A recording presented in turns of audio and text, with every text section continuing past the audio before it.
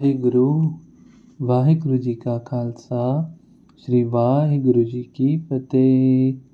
जन्म साखी 10 गुरुओं की। सूरज प्रकाश ग्रंथ। साखी गुरु हरगोबिंद सिंह जी की। किले में कैद बनवाना राजे। धन गुरु नानक। बादशाह की आज्ञा के अनुसार गुरु जी को हर प्रकार की सुलह प्रतिदिन ही मिलती लगी।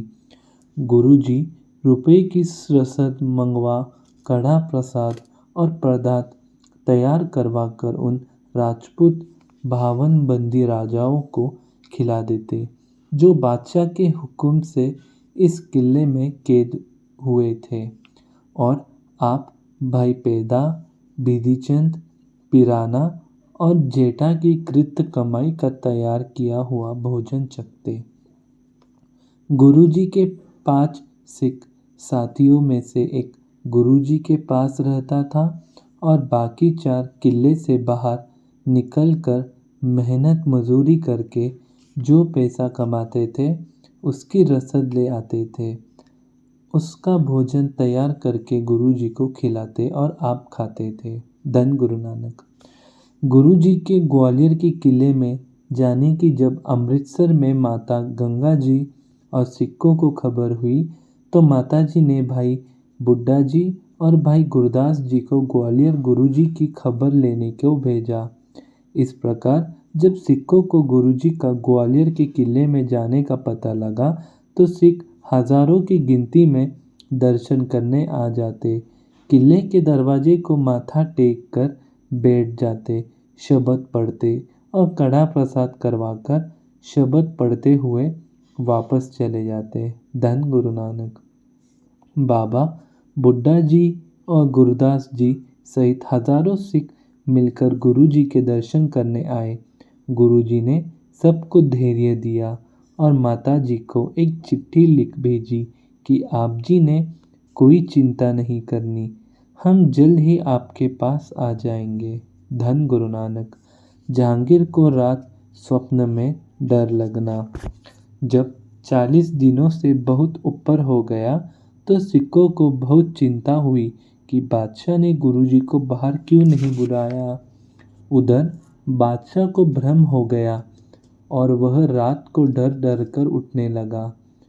दुबिस्ता मजहब ने अपनी पुस्तक में लिखा है कि हजारों सिख जो रोज गुरुजी के दर्शन करने आते थे और अन्य जो घर बैठे ही गुरुजी के दर्शन को तरस रहे थे, उनकी हा और दुराशीष से बादशाह को भ्रम हो गया और उसको भयानक शेर आदि की शक्लें रात के समय दिखाई देने लगी। धन गुरु नानक।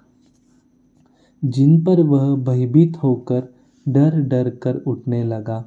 एक दिन बादशाह ने पीर जलालदीन को इसका कारण पूछा तो पीर ने कहा कि तुमने किसी प्रभु के प्यारों को दुख दिया है जिसका फल तुझे यह मिल रहा है। तदुपरांत पीर मियाँ मीर जी ने भी दिल्ली जाकर बादशाह से उसको इस रोग का यह ही कारण बताया। मियाँ मीर जी ने चंदू की वह सारी बात सुनाई जिस कारण और जिस तरह उसने श्री गुरु हरगोबिंद जी के पिता श्री गुरु अर्जन देव जी को कष्ट देकर शहीद किया।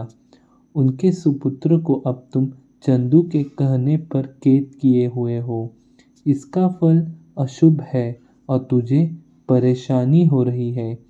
यह भी लिखा है कि भाई जेठा अपने सिद्धियों के बल के कारण रात को शेर बनकर बादशाह को डराता रहता था, परंतु जब इस बात का गुरुजी को पता चला तो आप जी ने भाई जेठा को इस काम से रोक दिया।